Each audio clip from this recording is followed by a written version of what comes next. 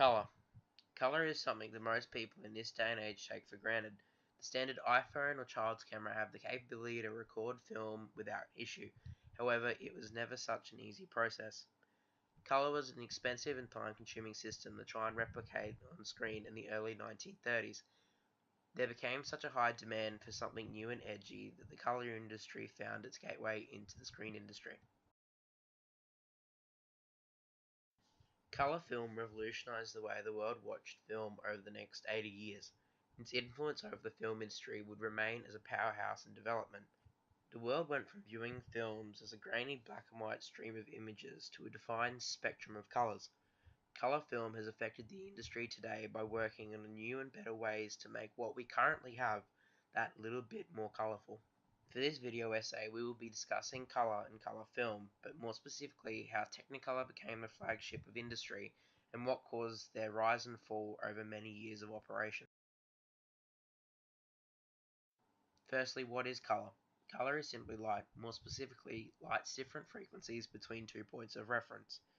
This is referred to as the color spectrum and exists between what we see as red and what we see as purple, and the light we see is simply the light reflecting from the object.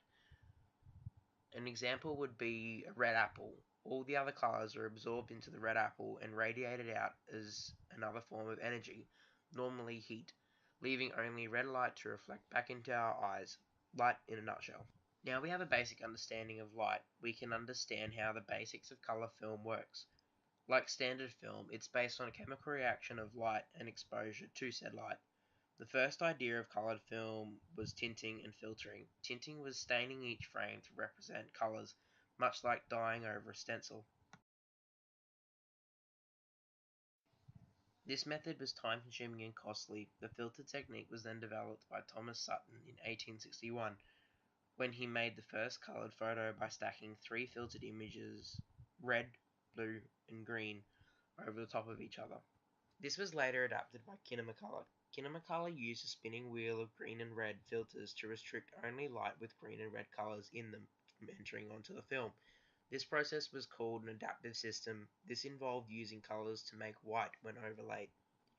This had its downfalls as well. When played fast, it would appear to have a delay. This is how Technicolor got their edge into the film industry. Technicolor developed a new idea. Instead of a rotating wheel, Technicolor developed the binary system. However, it really didn't work too well. Using the binary system as a base, they developed what they called the new 3-colored system, or tricolor system. The tricolor system was same as a normal video camera. Light would come into it, however it would react with a beam splitter and split light into 2 sides, one green and one red and blue side. This gave Technicolor a monopoly on the market, as all filming required a Technicolor specialist and technicians, and the filming to be done in Technicolor by the specialists on hand. The audiences loved the color that was produced, and this became a favorite of many of the studios. Colored film started off with ambitious beginnings. It was a simple thing that people were mesmerized with, and why wouldn't they be? Films like The Wizard of Oz and Gone with the Wind really struck gold with the audiences. They remained a classic film not just because they were good, but also because they gave the world something new and interesting to see. This marked the birth of the cinema and maintained itself through the many years of hardship. Films such as The Wizard of Oz showed that colour film doesn't have to be just for the new and interesting way to watch films. It showed that it could be so much more and used as an artistic form. This was one of the things that built the foundations of colour as a medium and later as a norm. It showed that colour had so much more to offer to audiences than what was. Colour in coloured film is so often overlooked in today's society. It's used so regularly that most people forget about a time when it wasn't a thing.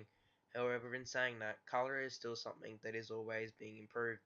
In around 90 years or so, the process of colour has changed from a long and time-consuming process that costed companies a fortune to cameras and software that hardly have to think about the issue. The industry has still remained strong and important, however, ironically, working mainly in the shadows and behind the scenes. It's not just the companies that are still invested in colour. Audiences are also looking at colour in different lights as well. Audiences are expecting clearer, cleaner, and more defined. Smaller screens have moved from being enough with old style screens to LCD displays, and even now with OLED technology that provides some of the most defined colors yet, all in the pursuit of color. Even the smartphone market is looking for an edge in color, trying to make their version better than competitors. Color in film has also been a large asset, as many of the film's accomplishments in regards to visual effects and even production have been improved by Technicolor and their passion to bring the world into a more vivid age.